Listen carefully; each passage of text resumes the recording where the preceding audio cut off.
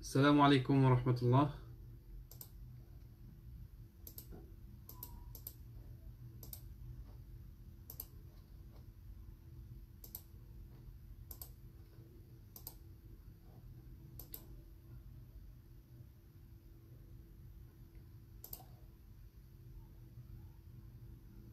Salam alaikum wa rahmatullah. Est-ce que vous m'entendez?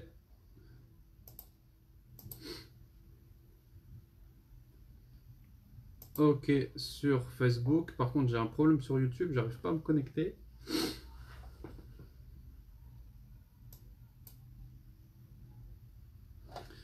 Je sais pas comment ça se fait.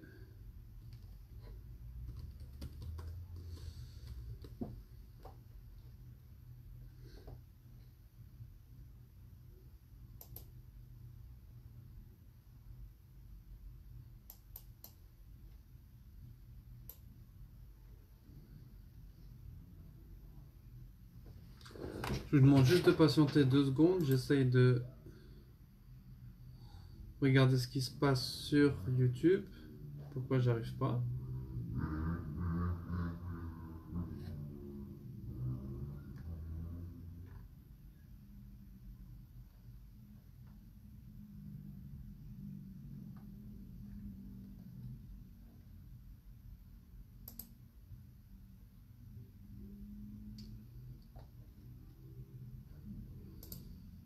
Bon, bah, khair, Inch'Allah, ça va se faire que sur Facebook alors.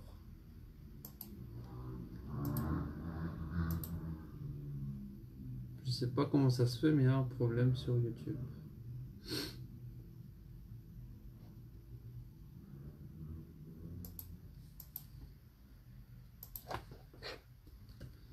Alors,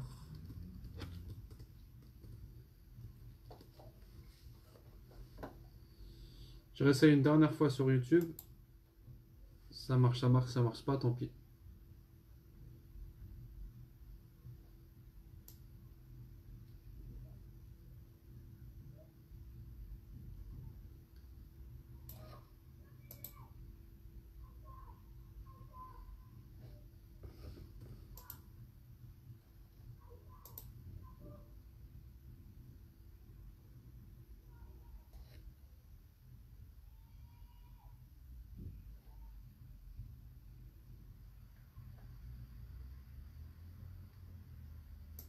Bon, ça marche pas. Khair, Inch'Allah. Donc, de toute manière, je prendrai la vidéo, je la diffuserai, Inch'Allah, sur YouTube. Alors, Bismillahirrahmanirrahim, Alhamdulillahi Rabbil Alamin, wa salatu wa salamu ala nabiyyina Muhammad wa ala alihi wa sahbihi ajma'in.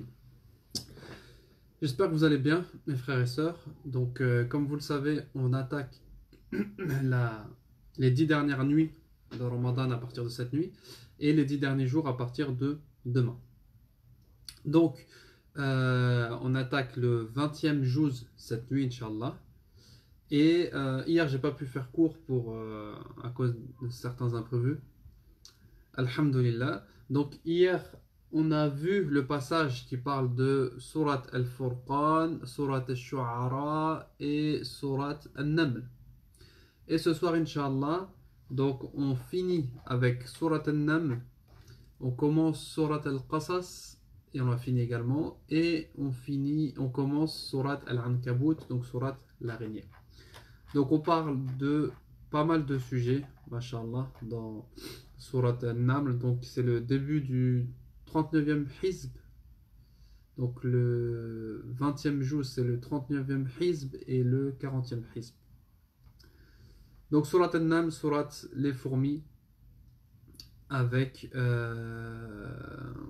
pas mal de sujets, dont les histoires des prophètes, dont les informations sur les peuples différents, sur les signes de la fin du monde, sur les bonnes et les mauvaises actions auprès d'Allah subhanahu wa ta'ala. Ensuite, on attaque avec Surat Al-Qasas, dans laquelle on parle de l'histoire de Moussa, alayhi salam.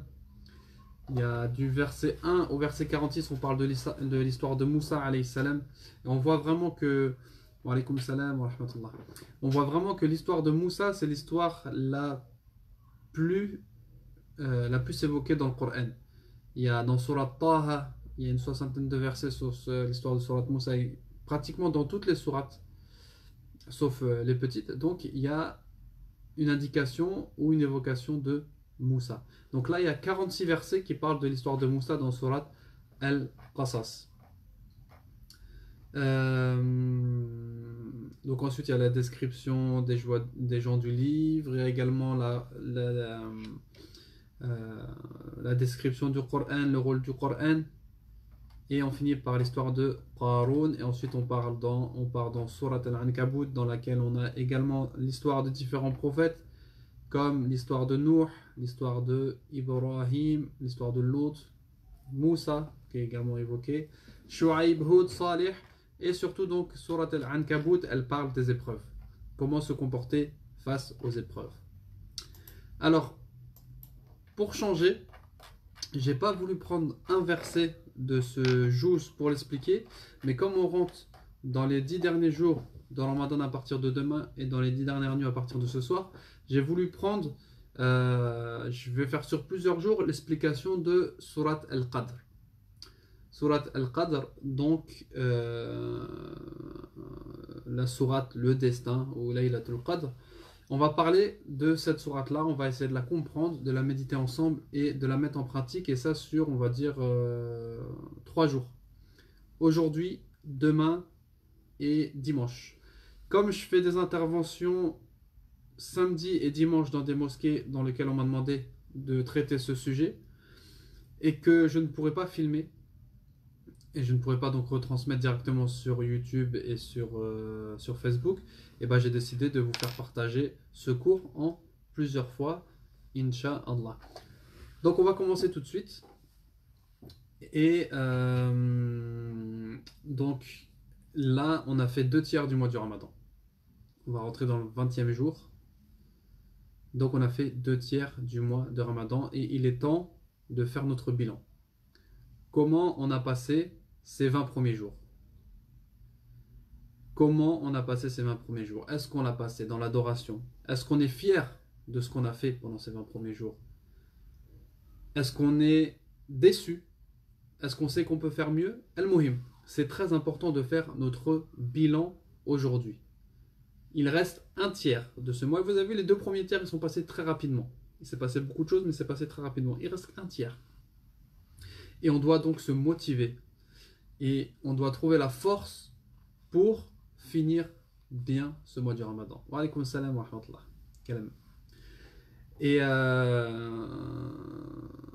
Et comme vous le savez, al-a'mal bil khawatim. Donc les actes, ce qui est important dans les actes, c'est leur fin.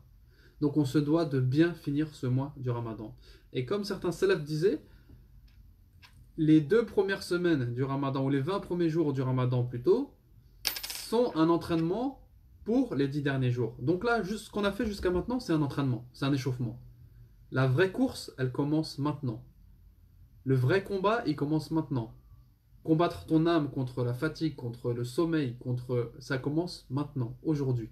Tout ce qui était avant, c'était de l'échauffement. Et malheureusement, nous, on ne comprend pas ce concept. Malheureusement, nos mosquées elles commencent à se vider.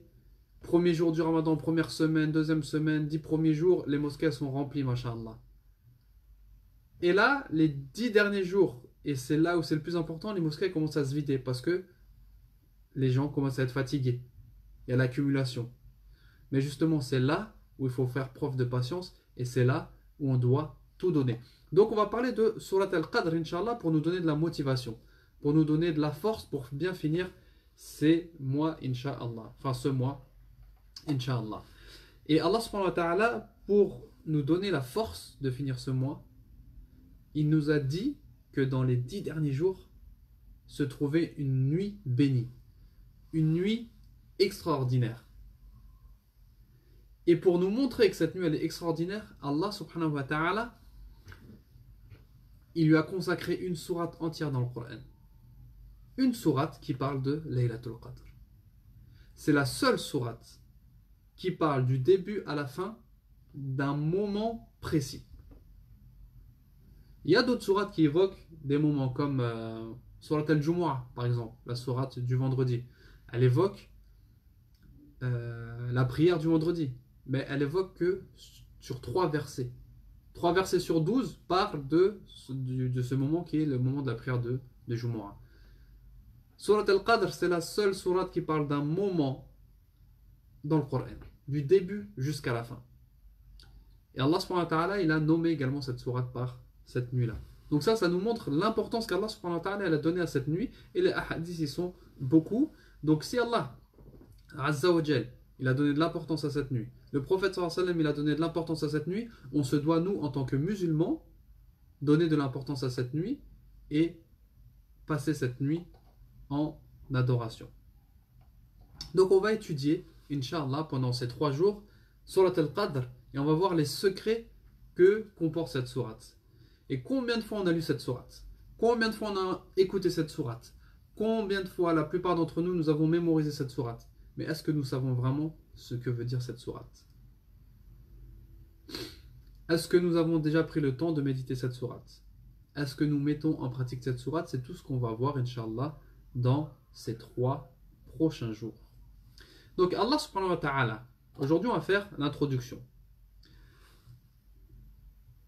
Allah subhanahu wa ta'ala, il nous dit A'udhu billahi minash shaytanir rajim. Bismillahir rahmanir rahim. Inna anzalnahu fi laylatil qadr. Wa ma adraka ma laylatul qadr. Laylatul qadri khayrun min alfi shahr. تنزل الملائكة والروح فيها بإذن ربهم من كل أمر سلام هي حتى مطلع الفجر. Allah subhanahu wa ta'ala nous dit dans les sens des versets, et on va voir dans l'explication que la traduction n'est pas toujours exacte. Nous l'avons fait certes descendre le Coran pendant la nuit d'Al-Qadr. Ce qui est bien dans la traduction, c'est qu'ils n'ont pas traduit le mot Al-Qadr. Et ça, c'est très bien. Parce que traduire le mot Al-Qadr par le destin, ça réduit son sens. Et qui te dira ce qu'est la nuit d'Al-Qadr? La nuit d'Al-Qadr est meilleure que 1000 mois. Durant celle-ci descendent les anges ainsi que Jibril, Ruh, par la permission de leur Seigneur, pour tout ordre. Elle est paix et salut jusqu'à l'apparition de l'aube. Donc, pendant ces 3 jours, on va étudier cette sourate verset par verset et en sortir les trésors pour qu'on puisse la comprendre, la méditer et la mettre en pratique. Là, on va faire l'introduction aujourd'hui. Vous allez voir que dans l'introduction, il y a beaucoup de choses à dire et déjà, on va s'arrêter sur ce mot-là de Al-Qadr. Al-Qadr, qu'est-ce que ça veut dire? Et pourquoi cette sourate elle a été appelée comme ça? Alors, premièrement, cette sourate elle a plusieurs noms. Vous pouvez trouver dans les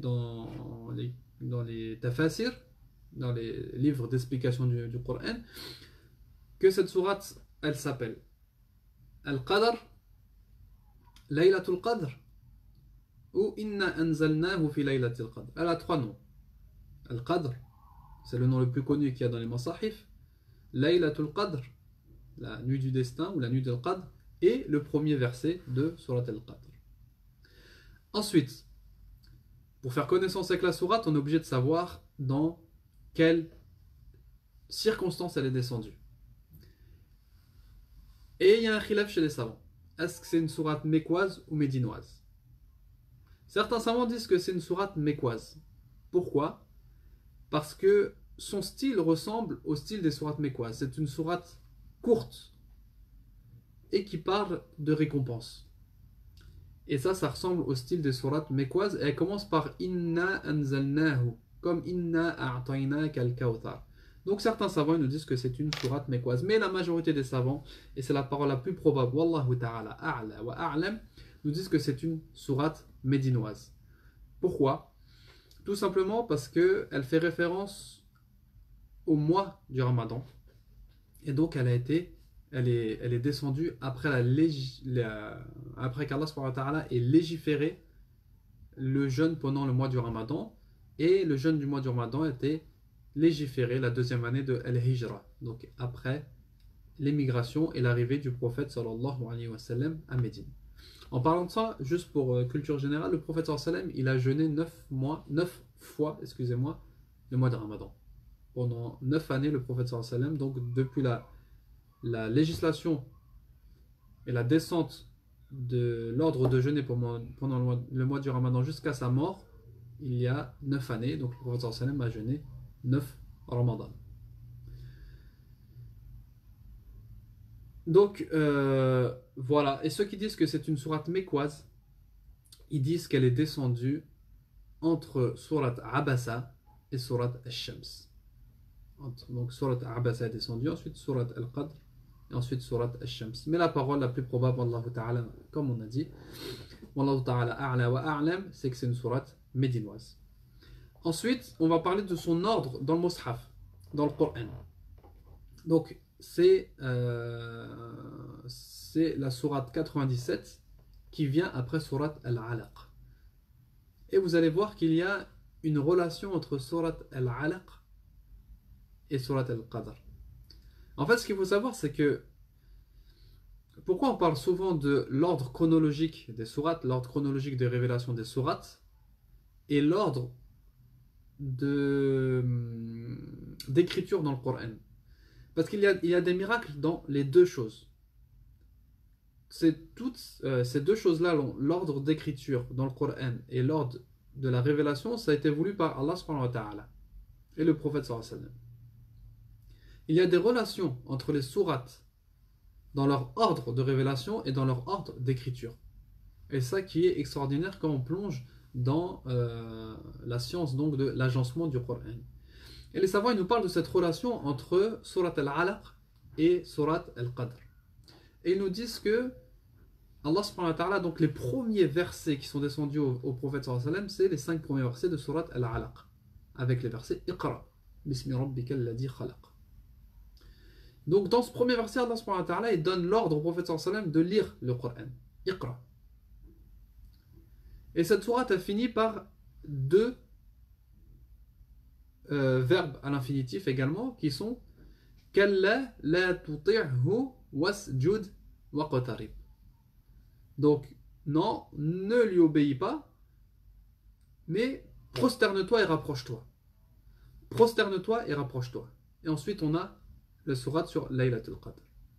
Et les savants ils disent que en fait dans cette sourate-là, les 3 verbes à l'impératif qui sont le verbe lire, iqra, et wasjud, waqtarib, prosterne-toi et rapproche-toi, ce sont les choses que l'on doit faire dans Laylatul Qadr. Dans Laylatul Qadr, on doit faire beaucoup de lecture du Coran, on doit beaucoup faire de prosternation, et on doit beaucoup invoquer Allah subhanahu wa ta'ala, donc se rapprocher d'Allah subhanahu wa ta'ala. Donc voici un lien entre les 2 sourates. Et donc, Surat Al-Qadr se compose de 5 versets et de 30 mots. Et ça, c'est très important. Pourquoi je le souligne, le 30 mots? Parce qu'il y a une parole de Ibn Abbas, radiyallahu anhuma. Non, c'est pas Ibn Abbas, celle-là. Je vais la retrouver. Elle est de qui? Inch'Allah. Donc, il y a un savant qui dit que Surat Al-Qadr, c'est probable qu'elle soit la 27e nuit de Ramadan. Pourquoi? Parce que Surat Al-Qadr, elle se compose de 30 mots. Et le 27e mot, c'est le mot Hiya, qui fait référence à Salamun Hiya Hatta Matla' al-Fajr. Elle est paix, donc elle, Hiya, Hiya ça veut dire elle, qui renvoie à Laylatul Qadr. Et donc, ils ont fait un effort intellectuel, bien sûr c'est pas une science sûre, mais un effort intellectuel pour dire que le mois il se compose de 30 jours, 30 mots de Surat Al-Qadr, et le 27e mot c'est Hiya. Donc ça fait référence à Laylatul Qadr, donc Laylatul Qadr elle se trouve le 27e jour. 27e jour. Et on va parler plus tard donc des paroles des savants pour savoir où doit-on chercher cette nuit-là, Laylatul Qadr. Donc je vais passer maintenant à qu'est-ce que ça veut dire Al-Qadr. Dans nos masahif, on a la traduction sourate du destin. Mais qu'est-ce que ça veut dire? Et on va voir qu'il y a plusieurs sens et que ces sens ils sont tous bons, masha'Allah. Donc, awalan, on va expliquer qu'est-ce que ça veut dire Layla et Al-Qadr. Al-Layla, donc, en arabe, Al-Layla, c'est ce qui vient de l'Maghreb jusqu'à Al-Fajr. Donc, du coucher du soleil jusqu'au lever du soleil. C'est ça ce qu'on appelle Al-Layl ou Al-Layla. Et ce qu'il faut savoir, c'est que pour les Arabes et pour les musulmans, la nuit précède le jour. C'est-à-dire qu'à partir de Maghreb aujourd'hui, donc vers 21h40, pour ceux qui habitent dans la région parisienne, 21h40, on va rentrer dans la nuit du vendredi. Et donc, on va rentrer dans la 20e nuit. Et demain, sera le 20e jour. D'accord? Donc, Al-Layl, c'est ce qui va de Maghreb jusqu'à Salat al-Fajr, du coucher du soleil au lever du soleil. Et la nuit précède le jour. Maintenant, Al-Qadr. Alors, il y a plusieurs paroles sur la définition de Al-Qadr. Certains savants ils nous disent que Al-Qadr, ça vient du verbe qaddara, yuqaddiru, qaddir, taqdiran.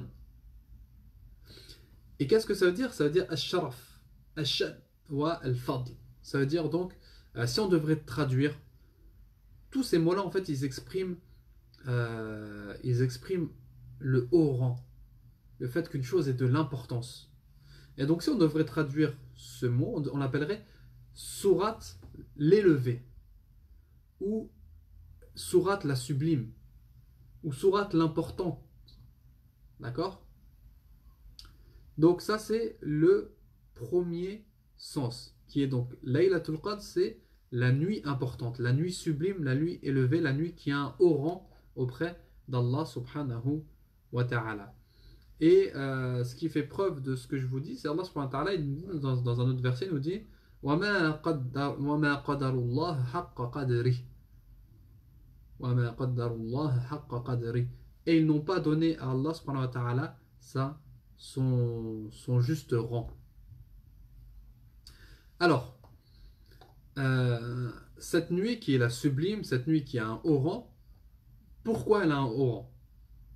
Les savants nous donnent plusieurs raisons. Premièrement, cette nuit, elle se distingue des autres nuits parce que c'est dans cette nuit qu'Allah subhanahu wa ta'ala a révélé le Coran. C'est dans cette nuit que le Coran est descendu. Et on va parler de quelle descente du Coran on parle. Et ça sera demain, Inch'Allah.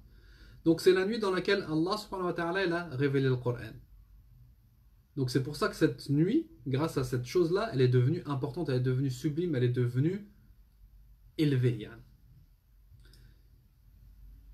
Et également, c'est une nuit dans laquelle les anges descendent. Donc c'est ce qui rend cette nuit importante. Et c'est une nuit remplie de bénédictions et de biens. Et tout ça, on va en parler tout à l'heure, Inch'Allah.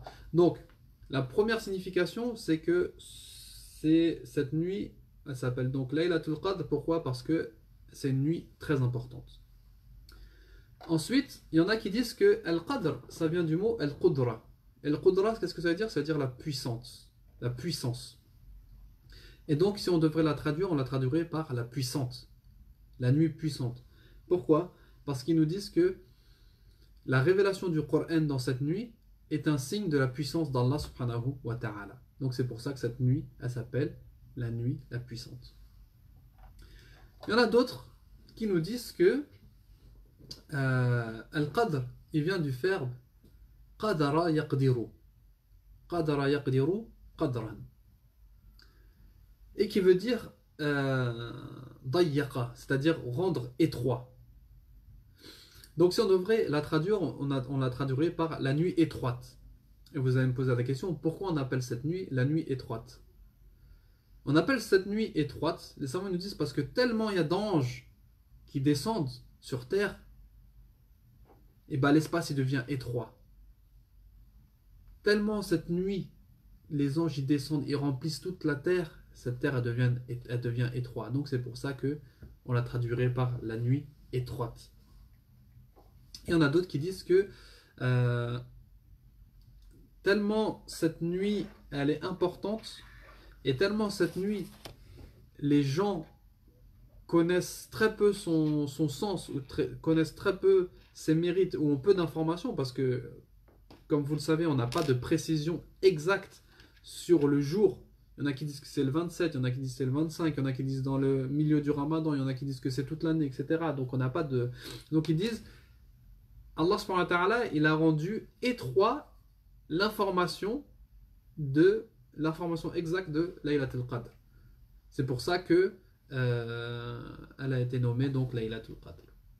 Et la dernière chose, qui est Wallahu ta'ala a'la wa a'lam, mais la parole la plus probable, même si on peut, si vous remarquez bien, on peut regrouper tous ces sens-là.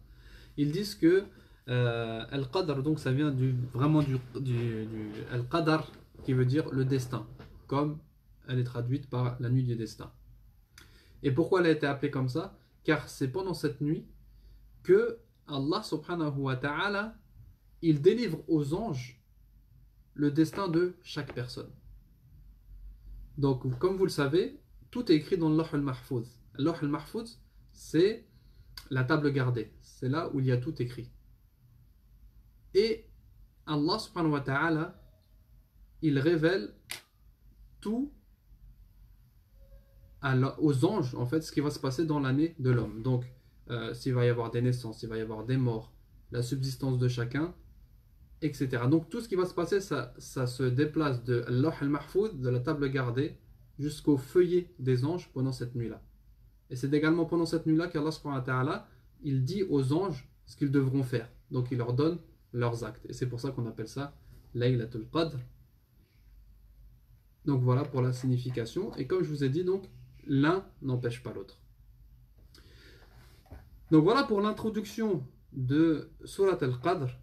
Et Inch'Allah, demain, on commence par expliquer chaque verset de Surat al-Qadr, vraiment pour nous motiver à vivre cette nuit en adoration et pour trouver de la force. Car on est tous un peu épuisés par ce Ramadan, par les longues journées.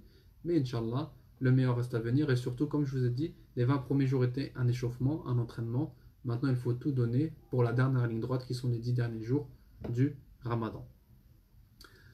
Comme je vous ai dit, demain j'ai une intervention dans la mosquée de Elancourt après Salat al-Asr dans le 78. Donc celui qui peut venir, qu'il vienne donc à la petite mosquée, l'association Alif, qu'il vienne Inch'Allah. Et il y a une salle pour les sœurs et pour les frères.